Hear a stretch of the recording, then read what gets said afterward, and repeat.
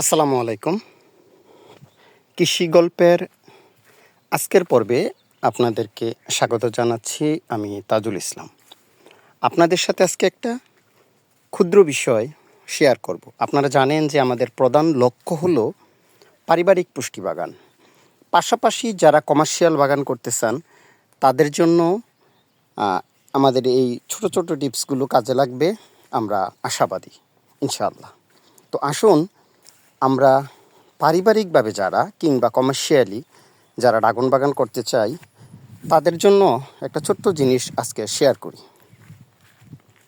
বিষয়টা হলো, আমরা গতানুগতিক ধারায় দেখে আসছি যে ড্রাগন বাগান করতে গেলে 6 ফিট লম্বা একটা পিলারের একেবারে সর্বাগ্রে একটা টায়ার গোল করে দিয়ে তারপর বাগান করা হয়।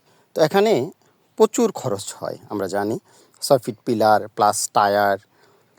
আমি নওগাঁর পোরশায় ফেসি ফার্মে এসে এখানে দেখলাম যে তারা একটা পিলার থেকে আরেকটা পিলার প্রায় 14 ফিট দূরে, আর এখানে 10 গজের একটা, এই যে তারটা দেখছেন, এটা 8 থেকে 10 গেজ, মানে এটা মোটাটা কেমন হবে সেটা বোঝাচ্ছি আমি।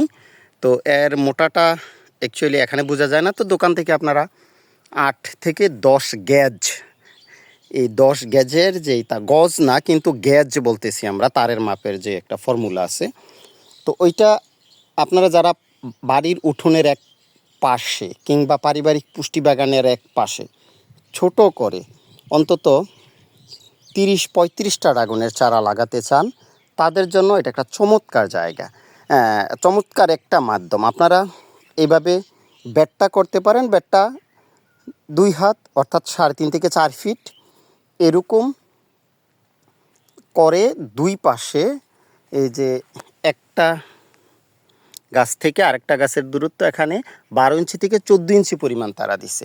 আর পাশাপাশি দেখতেছি আমি এখানে 2.5 ফিটের মতো।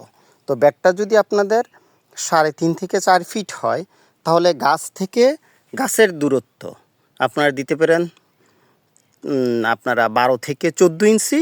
আর মাঝখানের যে গ্যাপটা, অর্থাৎ একটা সারি থেকে আরেকটা সারির যে গ্যাপটা, সেটা 2 থেকে 2.5 ফিট দূরে দিয়ে প্রতিটার সাথে একটা করে এভাবে কঞ্চি কূপে এই যে পিলারের সাথে যেই তার আছে, তারের সাথে একটা সংযোগ অপর প্রান্ত পর্যন্ত, এখানেও মিনিমাম 14 ফিট হবে। একেবারে ফিতা দিয়ে কুরেট মাপা না, কিন্তু যেহেতু আমরা এই সমস্ত কর্মকাণ্ডের সাথে জড়িত আছি, আমরা এটা বলতে পারি যে এটা 12 থেকে 14 ফিট লম্বা হবে। তো এইভাবে ছোট্ট জায়গায় একটা বেডের মধ্যে আপনারা কিন্তু অন্তত 30-35 বা 40টা পর্যন্ত গাছ লাগাতে পারেন।